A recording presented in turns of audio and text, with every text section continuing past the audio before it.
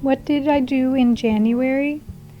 January was full of homeschooling,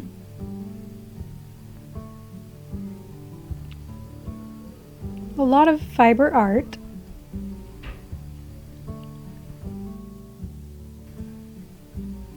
and some gardening. Welcome to Spindle and Spoon Homestead, your place for simple living and hand spinning. Be sure to check out my blog for recipes, tutorials, and homestead adventures. So this is my January vlog, and for Christmas I got a new spinning wheel. So I've got some tung oil that I'm going to use on my new to me used spinning wheel. It's just, the finish isn't in bad shape, it's just a little dry and dusty. So my father-in-law recommended I use tung oil to help with that. It is new to me. It's actually an old spinning wheel that my in-laws found at a thrift store in Virginia for $45. Pretty awesome. So they were kind enough to buy it for me and take it apart and pack it and ship it to me for a Christmas present. I was so thrilled. And I'm going to do a full video of this spinning wheel later on. I've still got a couple of parts I need to replace, but the parts have arrived, so I just need to put them on and make the video.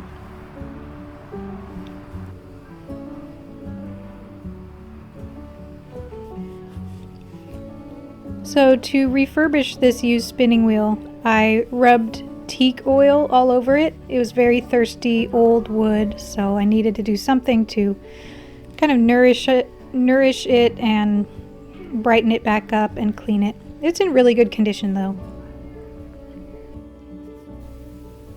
We did a fiber art project for homeschool in January, and what it was making needle books. I had given the kids each a sewing kit with basic sewing supplies. I've got my tips for how to make a sewing kit in another video, which I'll link below. So they each had their own sewing kit, but they didn't have a needle book. They just had like a little case of needles that the needles came in from the store. And I think needle books are really nice to have. So another month I had taught them how to make a wet felted rectangle, and they each made 2 rectangles. And on this day we made the needle books. Most of them had never used the sewing machine before, so I had to give them a quick lesson on that. And they each made a needle book.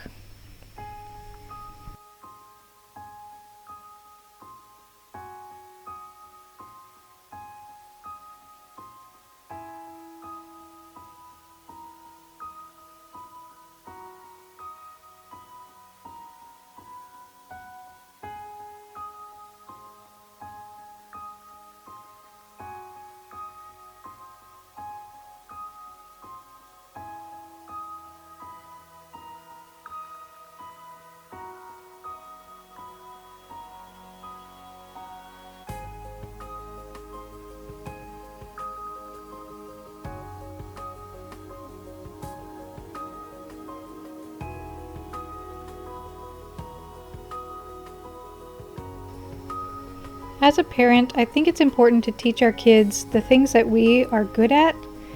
It's not like I expect my kids to love sewing and fiber art as much as I do. They're their own individual people, and they're not just copies of me. And I don't expect them to like all the same things that I like. But since this is a skill that I have, I do feel like it's important for me to share it with them, just for the experience of learning a skill. And who knows, maybe they will love it. But the important thing is just passing on what I do know, whether it's for the skill itself or just for the experience of how to learn a skill. So after the sewing machine bit, they each had to learn how to sew a button for their needle books. My girls have done a little bit of sewing and hand sewing, but I don't think my boys had ever done any until this project.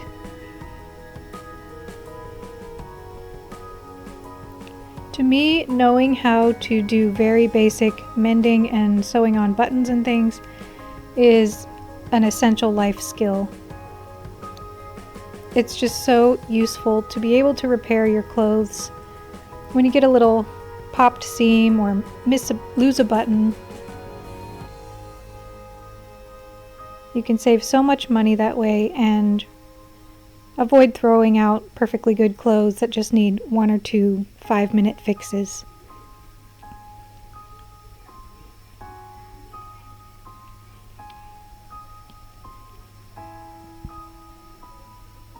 So once the needle books are done, you just put the needles in by threading them through the fuzz of the felt pages, and they stay really safe and secure in there and can't poke anything or get lost. So a needle book is very handy.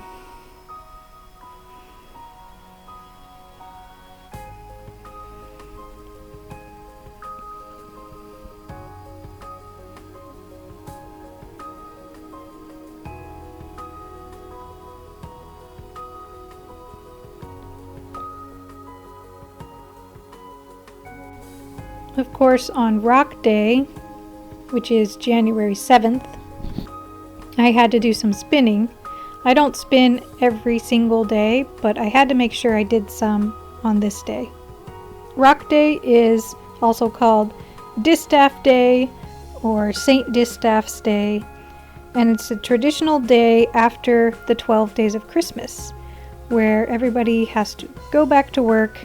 So the symbol of the distaff, which is the big stick that holds all of the wool that you're spinning, is symbolic of work, women's work in particular in Europe. And they had to go back to work on this day, all of the women, after partying for 12 days straight.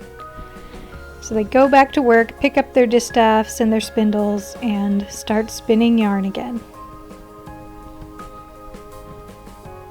So nowadays, it's a day that hand spinners celebrate hand spinning and history. A lot of times, guilds will get together and spin on this day.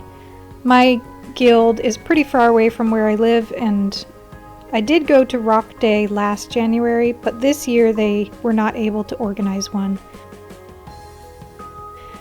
There's not a whole lot of hand spinners, or really we're just really spread out, so it's difficult to organize in person. But if you ever have a chance to go to a Rock Day spin-in, it's super fun.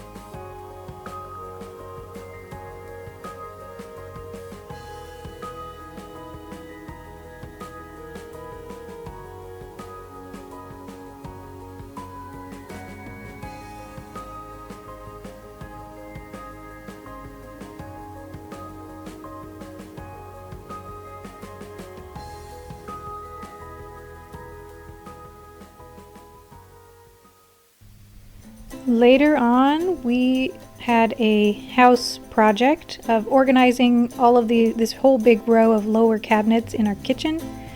It is full of all kinds of things: art supplies, homeschool supplies, big pots, silverware, tablecloths, and it just gets to be a mess after a while. So one of my New Year's goals was to take everything out, wipe it down, and put things back in and get rid of whatever we don't need anymore and get it all nice and organized. So that was a task that I roped the kids into, and they were really helpful.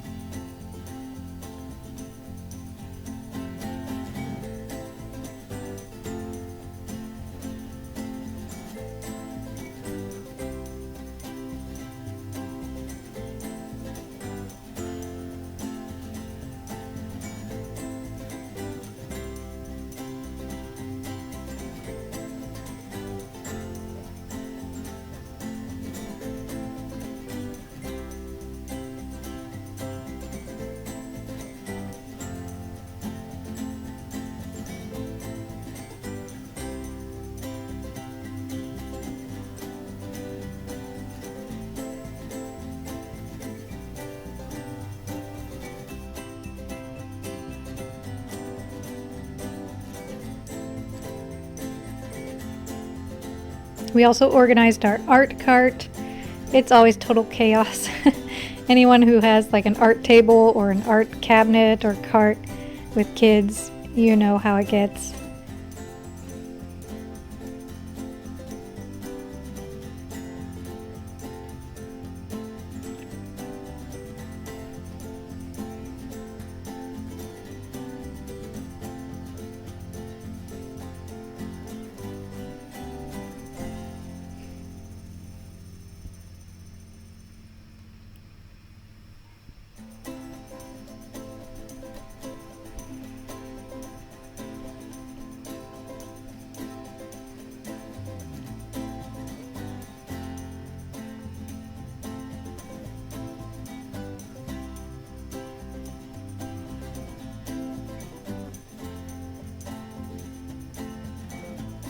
And we wanted to do a big reveal. That's art supplies on the end, rags and tablecloths, big pots and dishes, and a few random items. It is so much more roomy now than it was. It used to be like overflowing. We got rid of a lot of stuff. The art cart is once again usable. You can actually find things. So it was very successful. I was really glad for the kids' help. After we cleaned it, I lit some incense. I'm a big fan of incense, especially right after cleaning. It just makes the house feel good and smell good.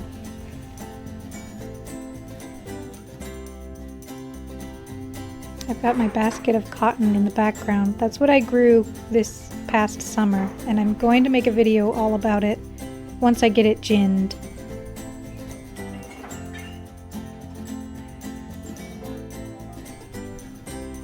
This is my great-grandma's tea or coffee set, I don't know, that she hand-painted. It's not really usable, but it's so pretty, and I love having it displayed. We dusted this shelf. It was so dusty.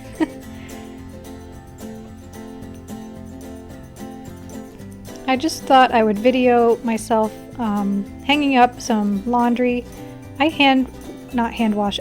wash in the machine on the gentle cycle, anything that's handmade, and then I hang it up to dry usually. Sometimes I put it in the dryer if I don't have any space to dry it or for whatever reason, but usually I hang it up either outside or on this rack.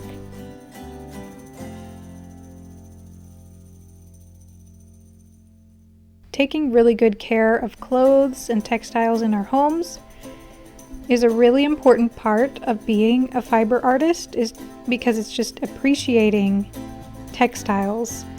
And anyone who has spent many hours to make a textile or piece of clothing or whatever just appreciates them more, and I think wants to take care of them better so that they last longer and are, not that you want them to be like so precious you can't use them, but just treat them with the care that they should have within reason so that they can last for their full lifespan. I also spent quite a bit of time dyeing cotton sliver, natural dyeing cotton sliver. So here's some indigo dyed cotton sliver that I had done, and now I'm winding it into 2-ounce skeins that I sell in my online shop. Cotton sliver is for hand spinning yarn. For those who like to spin cotton, cotton makes a really smooth yarn that's cool to the touch. It's very comfortable to wear. So if you haven't tried spinning cotton, I highly recommend it, especially since the warmer months are coming up.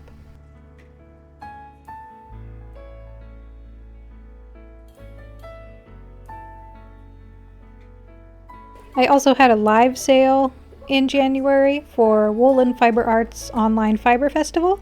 So I did a video of myself packing up all the orders from my customers. Thank you, everybody. It was a really good sale. I had a lot of fun sharing some new exciting products like the naturally dyed sliver. That one's not new, but it's been out of stock for a long time. So it was really fun reconnecting with everyone after the break in December. I was really grateful for everybody's orders, especially after the break in December where I didn't really make any money at all. So it's always nice to get back into things and get that live sale and the orders flowing back in.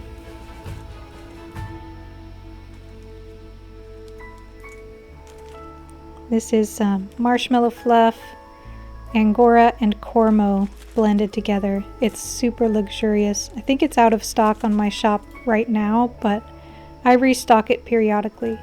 I also came up with these angora and cotton rolags. They are so sweet and delicate and super fine and soft. I am really excited to make more of those. I sold out of them almost instantly.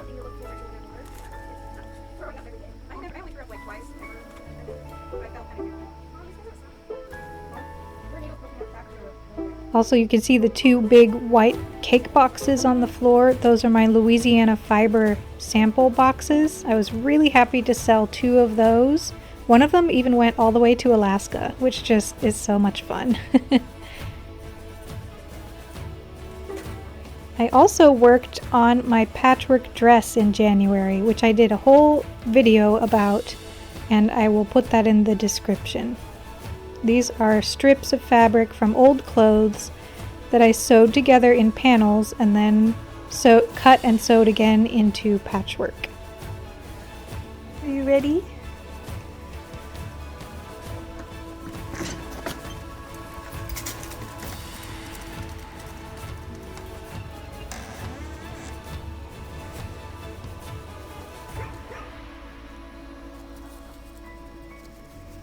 My chickens have been doing well. My rooster is mostly matured, and I'm hoping to get some fertile eggs from him, from my hens, and trying to hatch them in an incubator this spring.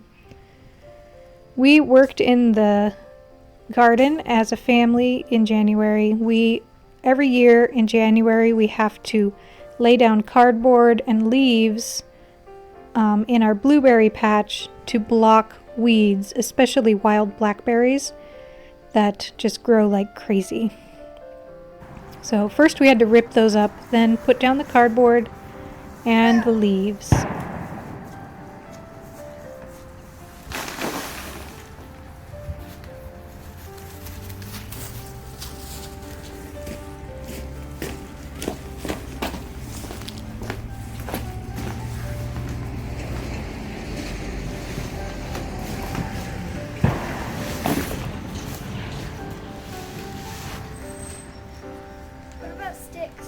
Sticks are good, as long as they're not blackberries.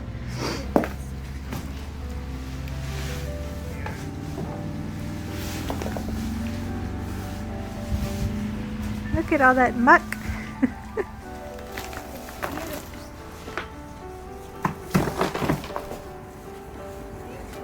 We got the blueberry patch all mulched, so it is ready to go for the next year.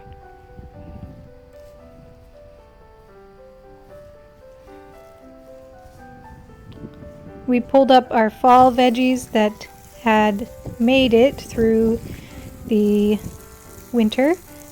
We've got lots of nice sized daikon radishes, some very stubby carrots, and a few other radishes. So it was very exciting to pull all these out.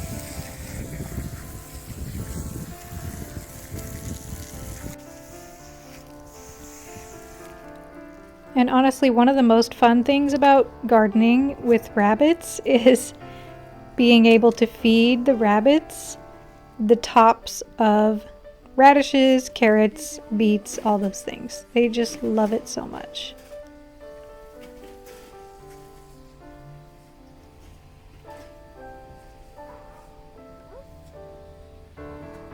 We had to put some carriers and boxes and whatever we could find in their cages for keeping them warm because we did have a couple of very cold nights. Come on, eat. He's very confused.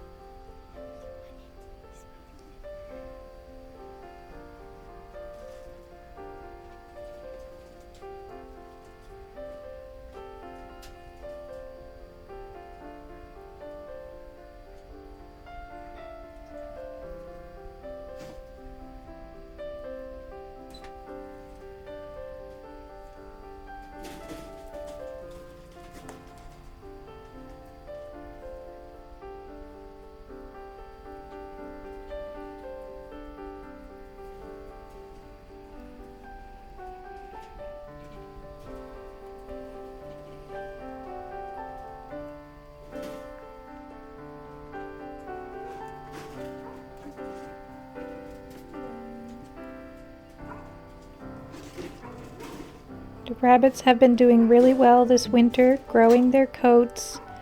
They've been staying warm. They honestly like the cold way better than the hot months, so they've been doing really well. It's almost time to shear most of them, and I'm really excited about that.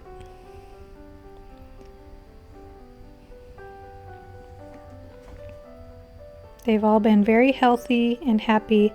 Also, it's almost time to breed them, so baby bunnies will be debuting in the upcoming months.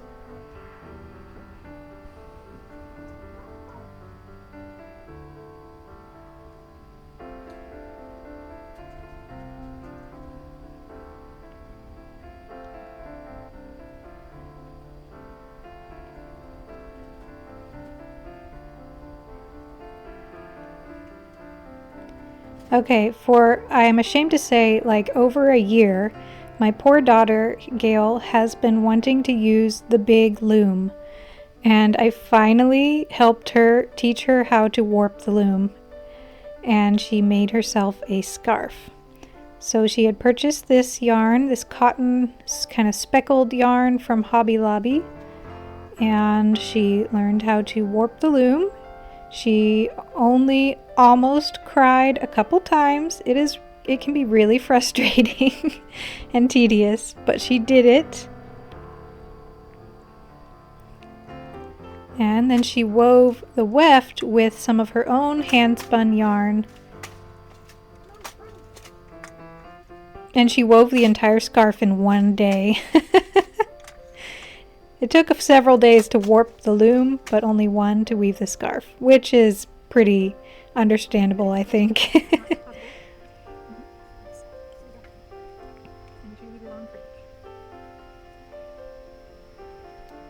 And here's the scarf. I think it turned out very pretty. Thank you everyone for watching my vlog. Be sure to like and subscribe. I'm almost to 1,000 followers, so I would really love to break that goal with this video. Thank you so much everybody, and I hope you have a great February.